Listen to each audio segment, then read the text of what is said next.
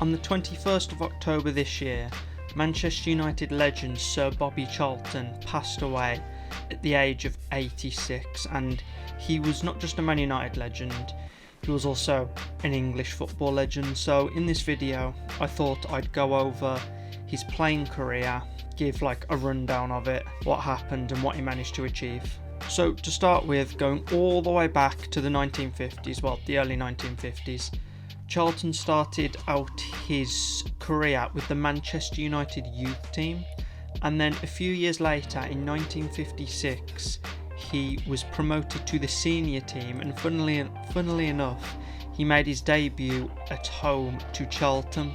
So Sir Bobby ended up playing for Manchester United from 1956 to 1973, so for 17 years, and in this time he made 758 appearances, scoring 249 goals, and by the time he retired, the amount of games that he played and the amount of goals that he scored was the record for a Manchester United player, and these records would stand until Ryan Giggs broke the all-time games record and Wayne Rooney broke the all-time goals record. So these two records stood for think about 40-50 years. So really that alone shows how great of a player he must have been, because making over 750 appearances for Man United and scoring just under 250 goals and playing 17 seasons for them, you don't just play that long and do that much, especially stats wise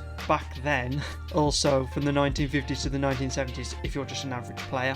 So alongside this, he managed to get 2 Community Shields, 1 FA Cup, 3 Division 1 titles, which back then was like the Premier League is now. He also got 1 Champions League, and also alongside all of this he got 1 Ballon d'Or as well. So all of this obviously achieved in an era where Manchester United weren't the dominant force that they were when Sir Alex Ferguson took over Man United. And really winning 3 Division 1 titles, which is obviously the equivalent to the Premier League, was actually a much bigger achievement back then than it would be now.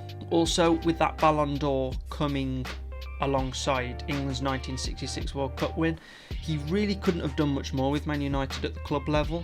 And another thing that we need to remember is he achieved most of all of this success after the Munich air disaster on the 6th of February 1958, and that was an absolute tragedy for Manchester United. So what happened was, I think they just played a Champions League game against Bayern Munich, and they were coming back from Munich.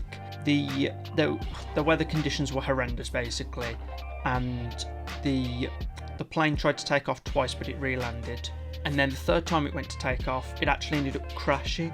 And on this plane you had more or less the whole Man United team, fans, journalists, people like that, and more or less the team was decimated after this.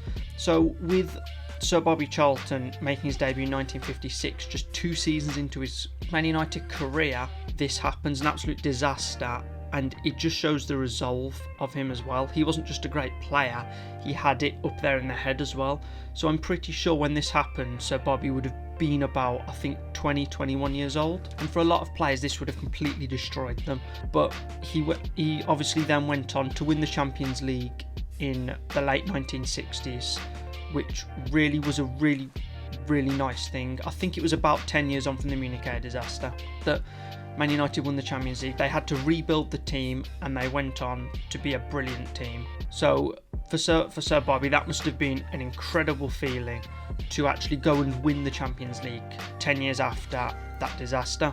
So I just think this shows just how incredible of a player he was as well, because going through that type of tragedy when you're in your early 20s is very, very difficult to actually come back from. So I think that is quite an underrated part of him as well, to go on and have that success after the Munich air disaster.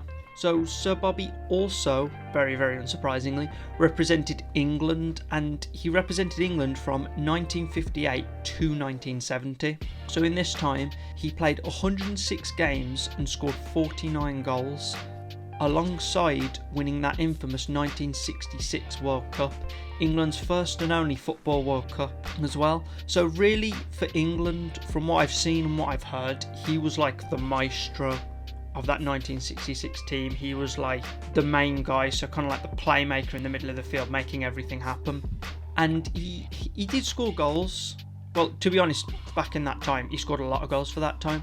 But from what I can tell, he was more like the maestro making things happen. So he was the main guy in that tournament for England when they won. And yeah, so he played from 1958 to 1970 for England, and really regarded as one of the best, if not the best, English footballer ever. And I think that considering that stands up to time now, considering that what he finished playing for England in 1970, 50 years later, still being considered one of the best, also then again shows just how great of a player he was. So after he left Man United in 1973, he went on to actually play for quite a few more teams. So I'm just going to list the teams he went on to play for.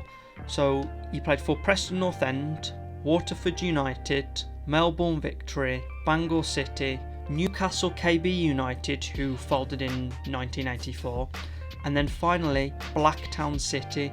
And he ended up retiring after the 1979 to 1980 season. And obviously, apart from Preston North End and Melbourne Victory, probably not going to know most of those teams that I just listed, and that's mainly because they were either Australian teams, and I think he played for a couple of Welsh teams as well. So all in all, he was seen really as one of the greatest players of his time, which I'm really not surprised due to, from what I've heard and what I've seen, because obviously his playing career was a bit before my time. I don't know if you can tell, but I didn't really have a chance to watch him play, but he really seemed to be one of the main players of his era, and a lot do actually see him as English football's greatest ever player.